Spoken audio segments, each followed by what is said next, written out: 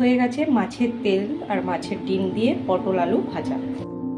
Friends, আজকে রান্না করতে চলেছি পটল আর আলু দিয়ে মাছের তেল আর ডিম দিয়ে ভাজা। আমি পটলটাকে এরকম করে কেটে নিয়েছি, এই যে আলুও কেটে নিয়েছি সঙ্গে ডুমো ডুমো করে। আর এখানে আমি 5-6টা লঙ্কা, কাঁচা লঙ্কা দিয়ে দিয়েছি। এখানে মিডিয়াম সাইজের 2টো পেঁয়াজ কুচিয়ে নিয়েছি আর নিয়ে নিয়েছি এই যে মাছের ডিম আর মাছের তেল আর মাছের ডিম।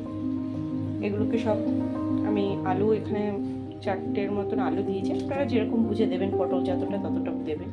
আর আমি এখানে কাঁচা লঙ্কা চিড়ে দিয়েছি 7-8টার মতো। এবার রান্নাটা বসানো যাক। এবার কড়াইয়ের মধ্যে আমি তেল দিয়ে দেবো।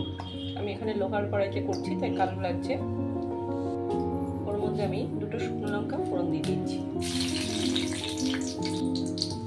কালো জিরা,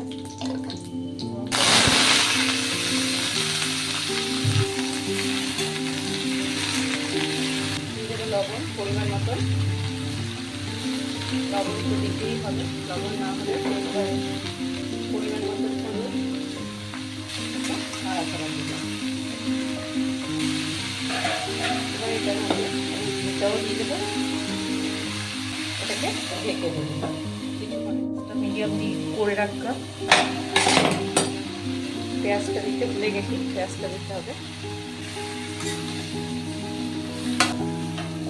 একটু চাপা ঢাকা দিয়ে দিলাম, হতে থাকুক। এখানে আমি 5-6 কোয়া রসুন কুচি কুচি করে কেটে নিয়েছি, রসুনগুলো দিয়ে দেবো ভাজাটার মধ্যে।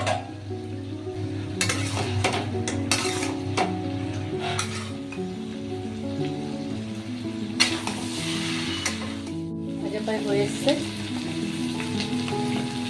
এর মধ্যে দিয়ে দেবো সামান্য চিনি।